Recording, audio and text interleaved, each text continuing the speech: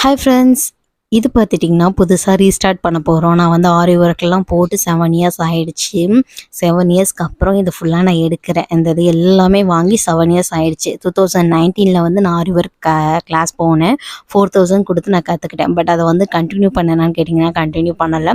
Tailoring மட்டும்தான் continue பண்ணேன். இது அப்படியே அப்படியே பெனிங்கில் போட்டேன். இப்போ ஸ்டிச் பண்ணால் கூட வருமானு கூட தெரில.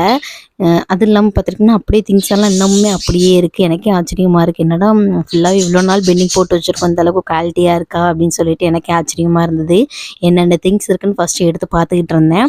இதெல்லாம் அப்போ வந்து ஸ்டாண்டு, இப்போல்லாம் ஸ்டாண்ட் ரொம்ப மாறிடுச்சு. இது பழைய ஸ்டாண்டு தான். இதில் வந்து கொஞ்சம் ஏற்ற இறக்கமாக இருக்கும், நல்லா வாசல்லாம் போட்டு டைப் பண்ணுற மாதிரி இருக்கும்.